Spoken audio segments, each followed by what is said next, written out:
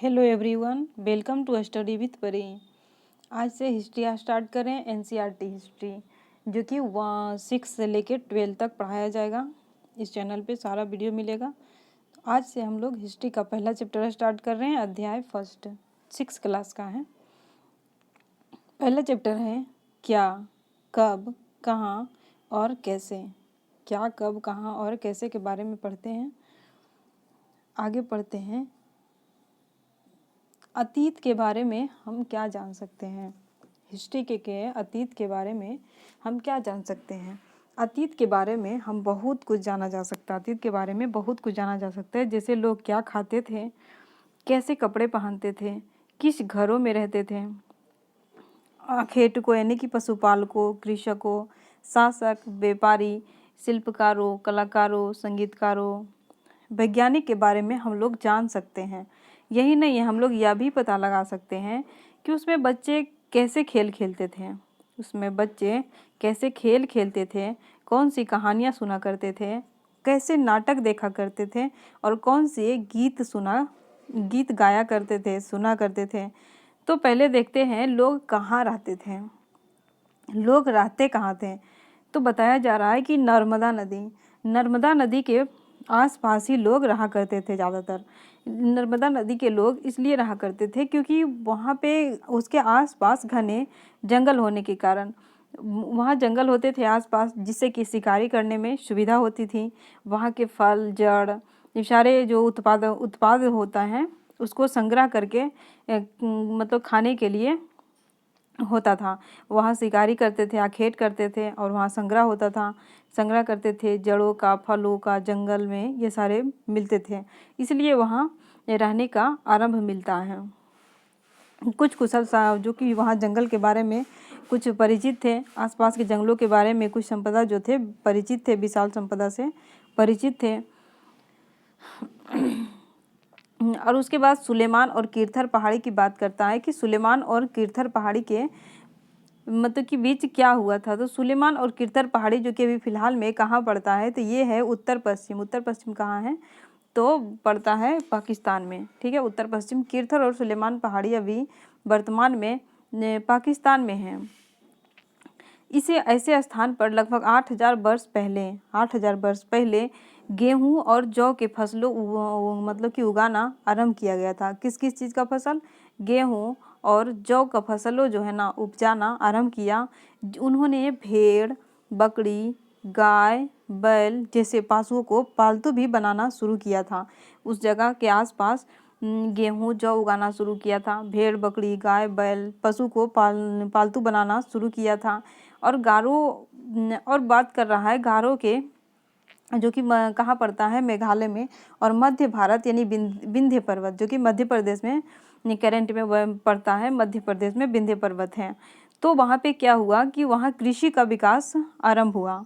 उस स्थान के आसपास उस क्षेत्र में मतलब विंध्य पर्वत के क्षेत्र में कृषि का विकास मतलब स्टार्ट हुआ। वहीं से कृषि का विकास हुआ, जो कि जहाँ से पहले चावल उपजाया गया, विंध्य पर्वत के आसपास के क्षेत्र से चावल उपजाया गया, वे विंध्य के उत्तर में स्थित हैं। विंध्य पर्वत कहाँ है, तो देखते हैं मैप में। विंध्य पर्वत यहाँ पे ढक गया, देखिए नर्मदा नदी यहाँ पे है। ठीक है, मध्य प्रदेश से निकलती है नर्मदा नदी।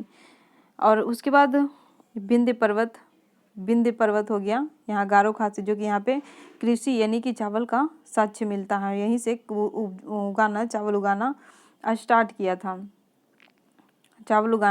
किया था। उसके बाद सिंधु नदी की सिंधु तथा इसकी सहायक नदियों के बारे में पता करें तो सिंधु सहायक नदियाँ कहते किसको है, तो सहायक नदियाँ उन्हें कहते हैं जो एक बड़ी नदी में मिल जाती है। मतलब जो छोटी छोटी नदियाँ होती है वो बड़ी नदियों में जाके मिल जाती है, उसे ही सहायक नदियाँ कहते हैं। लगभग आज से देखा जाए तो 4700 वर्ष पहले इन्हीं नदियों के किनारे कुछ आरंभिक नगर फले फूले थे। मतलब कुछ आरंभिक नगर जो थे वहाँ देखने को मिलते हैं। गंगा इसकी सहायक नदियों के किनारे समुद्र तटवर्ती इलाकों में नगरों का विकास 2500 वर्ष पहले हुआ है। कब हुआ है, 2500 वर्ष पहले। गंगा तथा इसकी सहायक नदी सोन का पता लगाएं। मतलब गंगा की जो सहायक नदी है वो है सोन नदी, इसका पता लगाएं। तो गंगा के दक्षिण में यानी गंगा के दक्षिण के जो नदियों आसपास के क्षेत्र जो है वो मगध है, जो कि अभी वर्तमान में बिहार के नाम से जाना जाता है। गंगा के दक्षिण में सोन है और वहीं के आसपास मगध है, जो कि अभी बिहार के नाम से जाना जाता है। इसके शासक बहुत शक्तिशाली थे। मगध के जो शासक थे बहुत शक्तिशाली थे और विशाल राज्य की स्थापना स्थापित किया था। देश के अन्य हिस्सों में भी ऐसे राज्यों की स्थापना की गई है, बिहार जैसे शक्तिशाली राज्य की स्थापना की गई है अन्य भागों में, ठीक है। देश के अनेक अन्य राज्यों में स्थापना की गई है। लोगों ने सदैव उपमहाद्वीप के एक हिस्से से दूसरे हिस्से तक यात्रा की है। लोग हमेशा एक महाद्वीप से दूसरे महाद्वीप में जाते हैं, एक हिस्से से दूसरे हिस्से की यात्रा की है। कभी हिमालय के ऊंचे पर्वत, पहाड़, रेगिस्तान, नदी तथा समुद्र के कारण यात्रा कठिन भी हो जाती थी, जोखिम भी भरी होती थी, फिर भी यात्रा के लिए असंभव नहीं थी। यात्रा वो लोग करते ही थे, करना उन लोग को असंभव नहीं था। कि कभी तो क्यों जाते थे एक जगह से दूसरे जगह, तो काम के तलाश में जाते थे। काम के तलाश, कभी प्राकृतिक आपदाएं आ गई उसके कारण जाया करते थे। तो कभी कभी सेनाएं दूर क्षेत्रों पे विजय हासिल करने के लिए जाती थी। कभी व्यापारी काफिले में जहाज़ों से तो बहुमूल्य वस्तुओं को लेकर एक स्थान से दूसरे स्थान जाया करते थे। धार्मिक गुरु भी जाते थे। धार्मिक गुरु इसलिए जाते थे कि शिक्षा और सलाह के लिए एक गांव से दूसरे गांव, कस्बे जाया करते थे। कुछ लोग नए रोचक स्थानों को खोजने की उत्सुकता के लिए भी जाया करते थे, नया स्थान खोजने के लिए भी जाया करते थे। सभी यात्राओं को लोग एक दूसरे के विचार को जानने का अवसर मिलता था, और मिलेगा ही, क्योंकि एक जगह से दूसरे जाने के बाद बहुत सारे लोग होंगे, उससे बात करने के बाद एक दूसरे के विचार को जानने का अवसर मिलता होगा। आज लोग क्यों यात्रा करते हैं? उस समय तो बता रहा है कि उस समय यात्रा इसलिए करते थे क्योंकि आपदाएं आ जाती थी, फिर किसी के खोज के लिए जाया करते थे। लेकिन आज लोग यात्रा क्यों करते हैं? तो पहाड़ियाँ, पर्वत, समुद्र उपमहाद्वीप की प्राकृतिक सीमा का निर्माण करते हैं। हालांकि लोगों के लिए इन सीमाओं को पार करना आसान नहीं था। जिन्होंने चाहा वे ऐसा कर सके। वे पर्वतों की ऊंचाई को छू सके, गहरे समुद्रों को पार कर सके। उपमहाद्वीप के बारे में भी कुछ लोग आए, यहीं बस गए। उपमहाद्वीप से जो बाहर से जो लोग आए वो यहीं बस गए।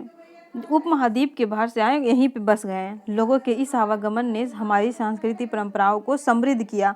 आने जाने के जो भी प्रचलन थी, उससे हमारी संस्कृति को जो है ना एक अथी मिला, कि हमारी संस्कृति को समृद्ध करने किया, ठीक है। 100 वर्षों से लोग पत्थर को तराशने, संगीत रचने और यहाँ तक कि भोजन बनाने के लिए नए तरीकों के बारे में जानने के विचारों को अपनाते रहे हैं। बिल्कुल सही बात है। जब एक दूसरे कि आवागमन होता था तो भोजन बनाने के नए तरीके, एक दूसरे से विचारों को अपनाते रहे हैं। देश के नाम आखिर पड़ा कैसे? हम लोग इंडिया कह के पुकारते हैं, भारत कह के पुकारते हैं, तो ये देश का नाम आया कहाँ से, इसके बारे में हम लोग जानते हैं। अपने देश के लिए प्रायः इंडिया, भारत जैसे नामों से पुकारते हैं। इंडिया शब्द जो है इंडस से निकला। इंडिया शब्द कहाँ से निकला है? तो इंडस से निकला है, जो कि संस्कृत में सिंधु कहा जाता है। एटलस में ईरान, यूनान का पता लगाने बोल रहा है। जो भी ईरान और यूनान से जो भी आए हैं, वो 2500 वर्ष से पहले उत्तर पश्चिम की ओर वाले यूनानियों सिंधु को, यानी हिंदोस या इंदोस नदी के पूर्व स्थित भूमि को इंडिया कहा। जो यूनानी जो भी आए हैं, सिंधु के हिंदोस कहा, ठीक है, हिंदोस कहा या हिंदोस कहा। नदी के पूर्व में स्थित जो भी प्रदेश को इंडिया कहा। जो नदी के पूर्व में स्थित था उसे इंडिया कहा, ठीक है, इंडिया कहा। भारत नाम का प्रयोग उत्तर पश्चिम में आने वाले लोगों के लिए एक समूह के लिए किया जाता था। भारत का प्रयोग उस समय उत्तर पश्चिम में जो भी लोग रहते थे उस समूह को इंडिया कह के पुकारता था। क्या कह के पुकारता था? इंडिया। इस समूह को उल्लेख संस्कृत के आरंभिक 3500 वर्ष पुरानी है, जो कि ऋग्वेद में इस बात को मिलता है, प्रमाण देता है कि जो उत्तर पश्चिम में जो लोग रहते थे उस समूह को इंडिया कह के पुकारते थे। इस बात को ऋग्वेद में लिखा हुआ है। देश का प्रयोग होने लगा। ठीक है। अतीत के बारे में कैसे जानें। अब अतीत के बारे में हमने देखा कि क्या क्या जान सकते हैं अतीत के बारे में। अब देखते हैं कि अतीत के बारे में हम जाने कैसे। वो सारे चीज़ तो जान सकते हैं लेकिन जाने कैसे। तो अतीत की जानकारी हम कई तरह से प्राप्त कर सकते हैं।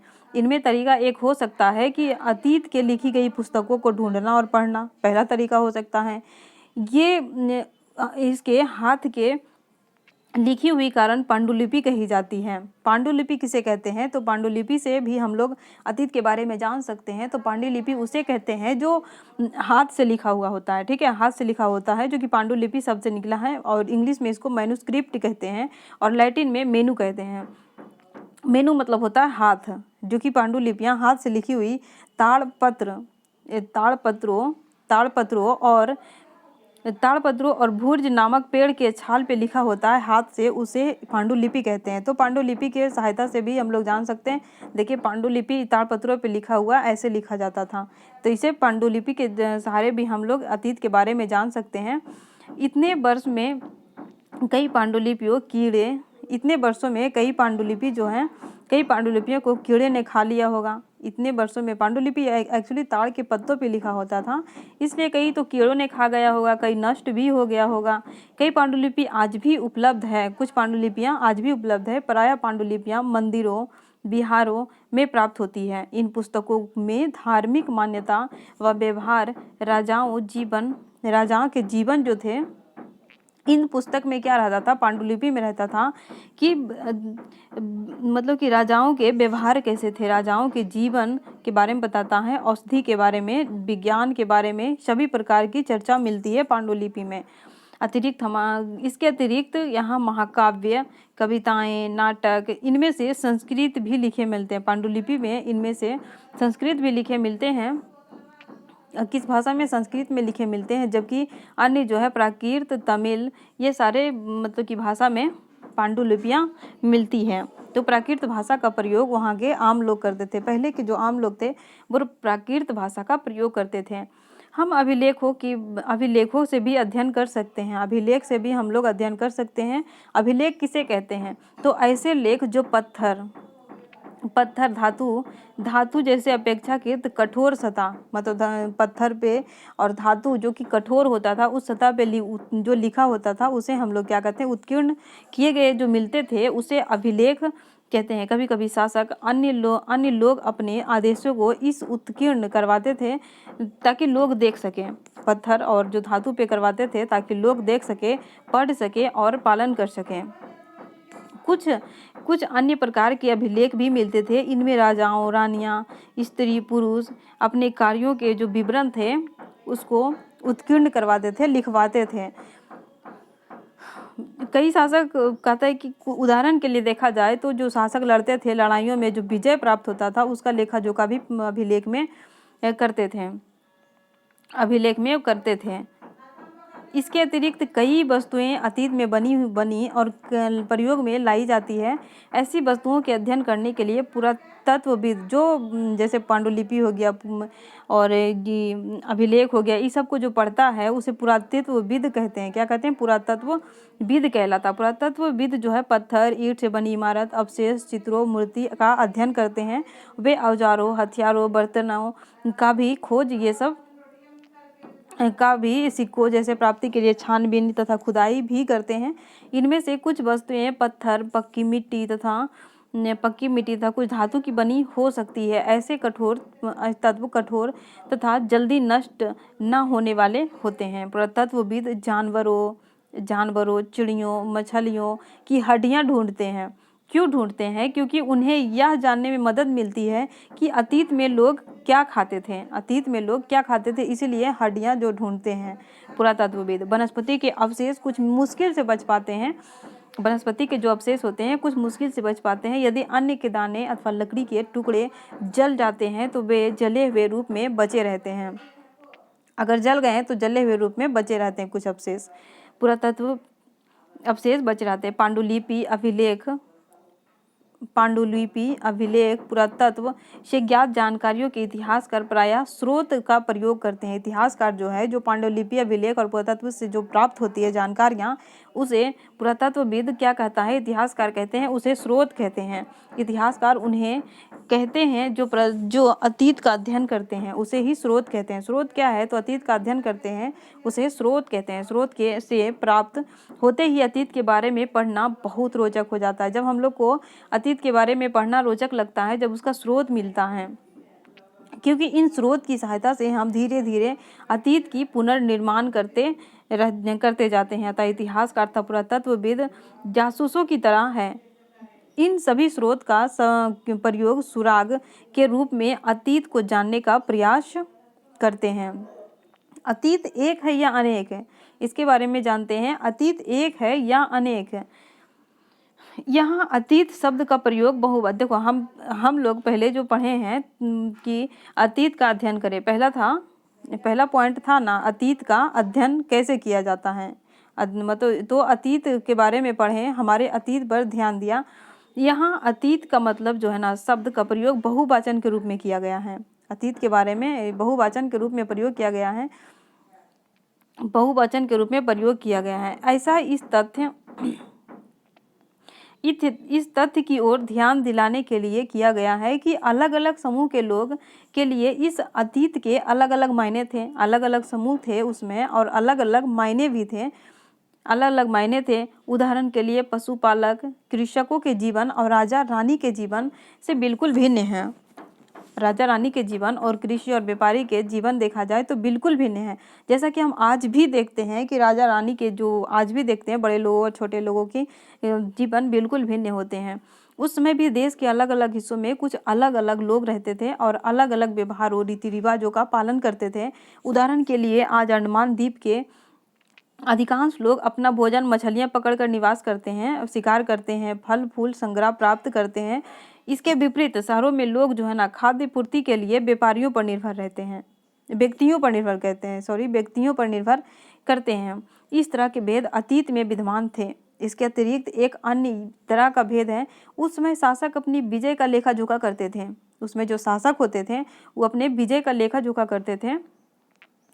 यही कारण है कि हम उन शासकों को उनके द्वारा लड़ी गई लड़ाइयों के बारे में काफ़ी कुछ जानते हैं। लेखा जोखा करते थे तभी तो उन शासकों की लड़ाइयों के बारे में आज हम जानते हैं। जैसे जबकि शिकारी, मछुआरे, संग्राहक, कृषक, पशुपालक जैसे आम आदमी जो होते थे वो अपने मतलब कार्यों का लेखा जोखा नहीं रखते थे। पुरातत्व की सहायता से हमें उनके जीवन को जानने में मदद मिलती है। पुरातत्व की सहायता से हमको उनके जीवन के बारे में जानने को मदद मिलती है।